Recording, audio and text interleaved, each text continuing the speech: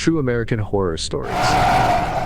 Terrifying events they wish you'd never heard, but now you will. I didn't plan on going there. If I had known what was waiting for me, I wouldn't have even looked in the direction of that abandoned asylum. It's an insane asylum in Glen Falls, New York, shut down back in I'd heard stories from the locals, weird things happened there, they said. But like most people, I thought it was just a bunch of rumors. I couldn't have been more wrong. Dark hallways, broken windows, and this old generator that made these strange noises like something living was inside. That's when I realized this place wasn't just abandoned. It was alive. That strange noise from the generator, like something inside was fighting to stay alive. I tried to ignore it, but the footsteps behind me kept getting louder. I didn't know if it was a person, a ghost, or something else, but I knew I had to leave. But it was already too late. Was in the hallway. I knew something was wrong. The wind made the doors creak throughout the building, but I heard something else, not just the wind. I started moving faster. The footsteps were right next to me. I turned around, empty. No one, but the footsteps kept going. I went down into the basement, this dark, damp place. The walls were wet, and droplets of water hit the floor, forming puddles. But something was off. The place was empty, yet I could feel someone was there. I turned around, but saw nothing but fog and creaking doors. I was almost sure someone was watching me. Those footsteps, and that laughter, cold, wild laughter, coming from the darkness. I knew something was wrong. I turned around, but saw no one. Just empty walls and fog that now surrounded everything. I stepped into one of the rooms. Glass under my feet, it was everywhere. I noticed the dim light from the generator barely illuminating the mold-covered walls. In the corner, an old metal bed covered with torn sheets stood. I felt something cold and dark hanging in the air. I descended the old wooden staircase. Each step echoed through the empty hallway. It felt like this place had once been full of life, but now it had turned into a tomb, consumed by time and darkness. I turned around, and for a moment, I thought I saw something move in the darkness, but when I looked again, there was nothing. Just dark spots on the walls, remnants of blood on the floor, and that cold, slippery air that never left this place. When I stepped into the room, the first thing I noticed was the water on the floor. The water was dark, almost black, reflecting the dim light from an old mechanism in the corner. That noise, I froze, not knowing what to do. The walls were cracked, and the air was so damp and cold that it made it hard to breathe. I took a step, and the water stirred, as if something was moving beneath it. I walked down the hallway, which seemed to grow more like a hellish pit with each step. The floor cracked beneath my feet. In some places, the floorboards had rotted, and I had to step carefully over the gaps, avoiding falling into the dark abyss below. Water dripped from the ceiling, and its sound seemed louder than it should have been. I couldn't figure out where it was coming from. I turned around, and for a moment, I thought I saw something move in the shadows on the edge of my vision. But when I looked directly at it, there was nothing, just old metal pipes and crumbling walls. This place had become a tomb, and I couldn't shake the feeling that I wasn't alone here. The dark corridor, I moved cautiously, trying to make out anything in this pitch-black space. My footsteps echoed in the empty space, and the air grew heavier. I felt something cold watching me from the shadows, but I couldn't see anything. The same old metal bars and shattered windows, and then I heard it. Someone who was definitely nearby, but wasn't showing themselves. As I approached the door, it suddenly creaked. I froze. It felt like someone was standing there, but I saw nothing. The wind swept through the windows, and the corridor grew even quieter, as if time had stopped here. I reached for the doorknob, and at that moment, something made me turn around. I felt the air change, and despite my fear, I stepped into the darkness beyond the door, and that's when I heard it. I approached the old chair, and as soon as I touched it, it creaked sharply. I immediately jumped back, feeling something cold and heavy fill the air. My hand froze again on the surface of the chair. It was such a real sensation that I couldn't believe what had just happened. I looked around again, And that's when I noticed one of the window frames was slightly open and dark shadows were creeping across the walls as if someone had been walking around here not long ago. Everything was still, but the sense of presence was undeniable. I stood up and slowly walked toward the window. When I reached it, the window wasn't locked. It was simply open. The strange feeling of not being alone continued to haunt me. I quietly approached and looked outside, but there was nothing there, only dark trees and empty fields, which seemed lifeless. I turned back and again felt a strange breath at my back, as if someone was right behind me. But when I looked again, there was no one. Everything remained as eerily silent as before, the air growing heavier,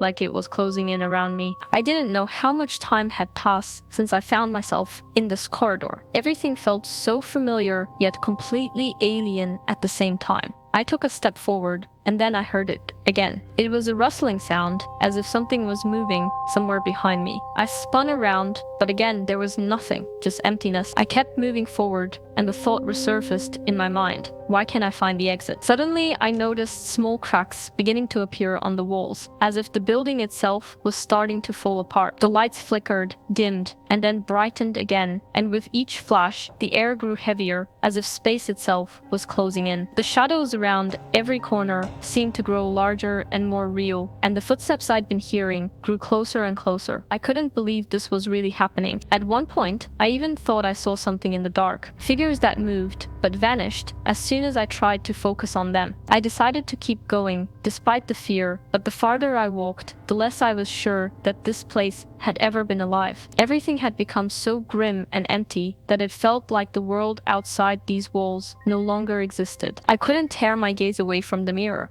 Everything inside me screamed that something was wrong, that I shouldn't be here, but my legs refused to listen. The shadow in the reflection moved closer. It wasn't a part of me. I knew that. It was something else, something foreign. I felt a chill run down my spine, and I suddenly remembered the door behind me was closed. I didn't recall closing it. My hands were shaking, and I tried to break free from this nightmare, but I couldn't. I took a step back and bumped into something soft. When I turned, I saw one of the broken pieces of furniture rocking. I wasn't alone. I looked at the mirror again, and despite the fear, I noticed something horrifying near on the reflection. There was not just a shadow, but an indistinct figure.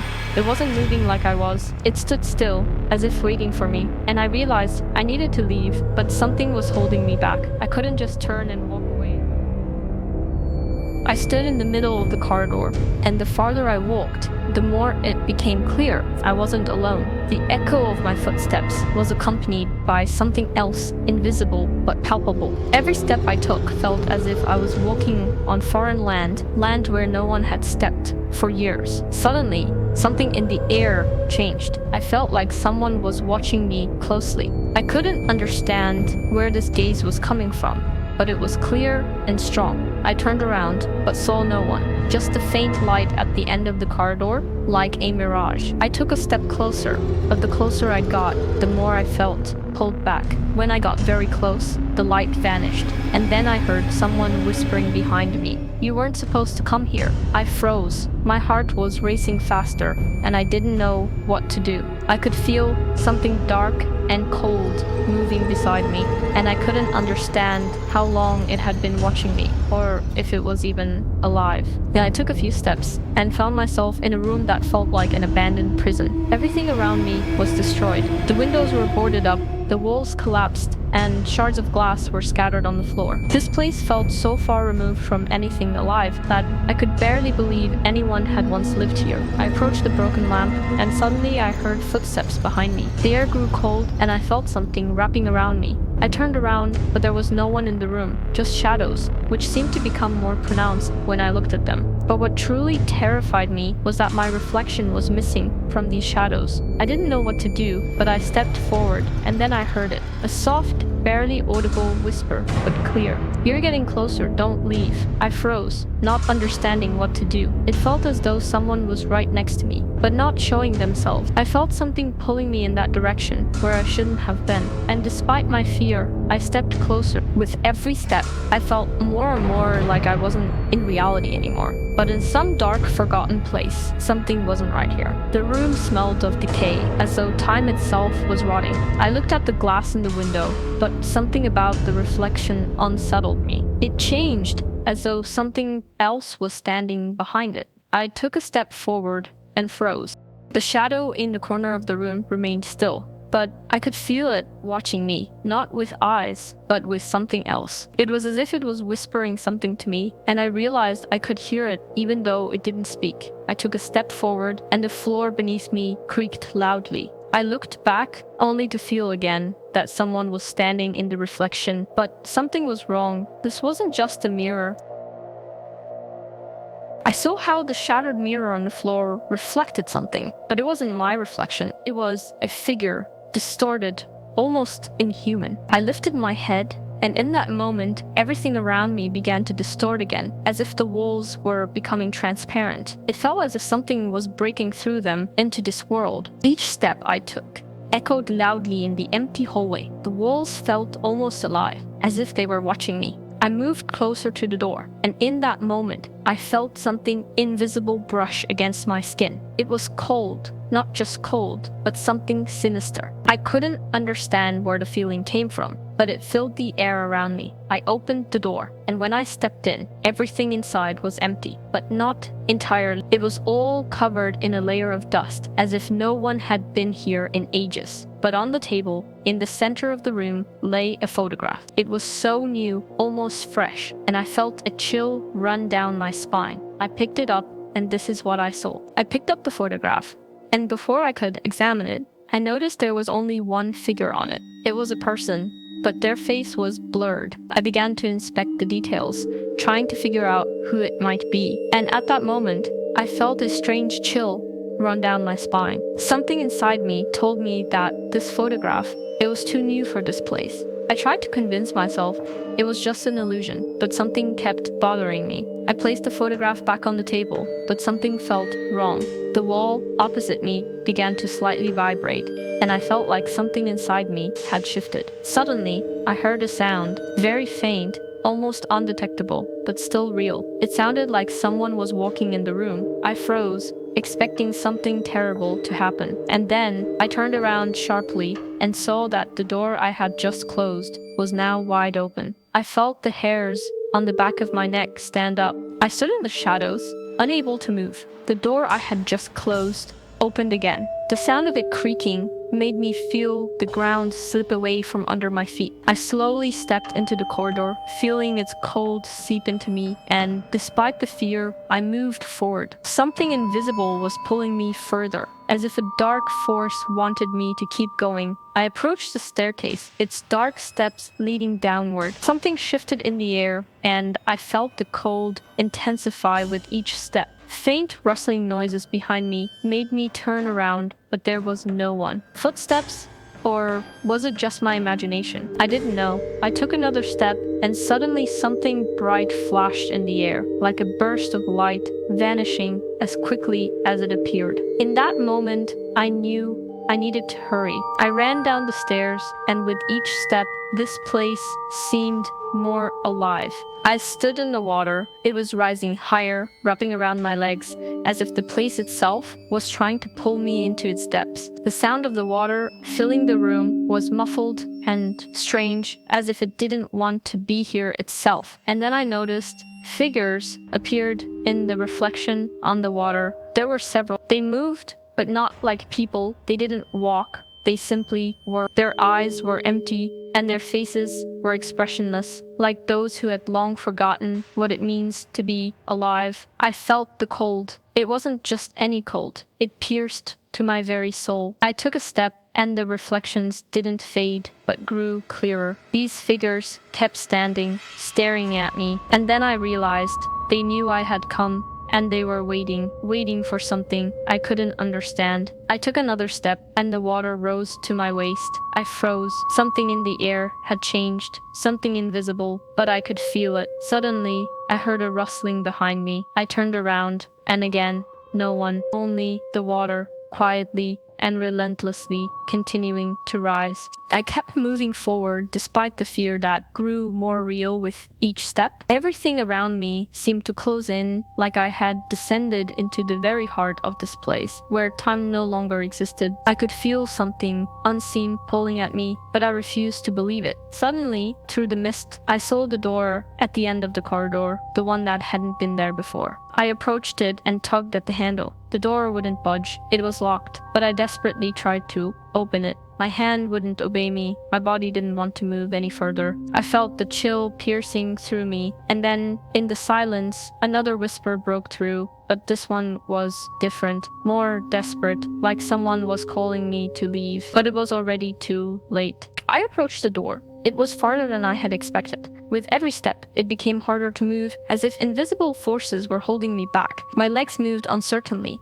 and each step echoed in the silence. I reached for the handle, but I couldn't budge it. Something in the air was preventing me, and I felt the cold sink deep into my soul. Then, the door opened by itself. I froze, unsure of what to do. Inside was darkness, but I felt something standing there, in the dark, watching me. My breath grew heavy. I wanted to turn and leave, but my legs wouldn't obey. And then, suddenly, I heard footsteps. No, they couldn't have been my footsteps. They were too quiet, too fast. Footsteps that were getting closer, but I couldn't see who it was. I stepped into the room and felt the mist, which had seemed so light before, suddenly become heavy and burning. It filled my lungs, but I couldn't retreat. Everything around me was still, as if time itself had stopped. And then I heard it again, that same whisper, but now it was close, too close. I turned around and saw a figure emerging from the darkness. A person, or not a person, it was blurry, like a shadow, but I felt its presence. It was coming closer, and I couldn't move. Fear froze my legs, and I couldn't even close my eyes. The figure came closer, and I felt the cold emanating from it. I screamed, but the sound didn't leave my lips. It reached out to me, and I felt its touch pass through my soul. In that moment, I realized I was not alone. This house, this shadow, they had always been here, and now I was part of this horror. And then I realized that I was not just a part of this place. I was part of it forever. This ominous reflection was not just an illusion. It was my past, my shadow, my fate. I stared into the empty glass and knew I couldn't leave. That this house, these walls, had already become my masters.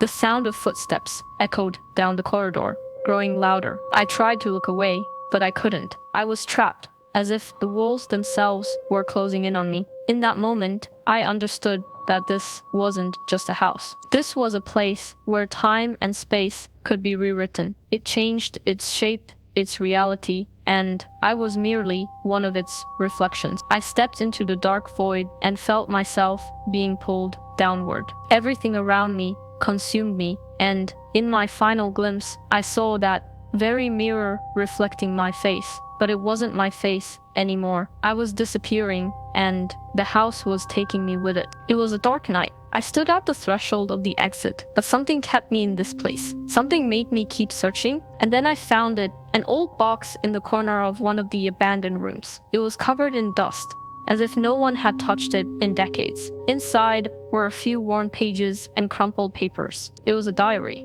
I began reading, and the further I went, the clearer it became. Means everything that had happened here had been documented by someone who, like me, had become a prisoner of this place. A twisted, broken mind, writing about its horrors and the inability to understand what was going on. Then I found the last pages, written with a trembling hand, and on them was something strange.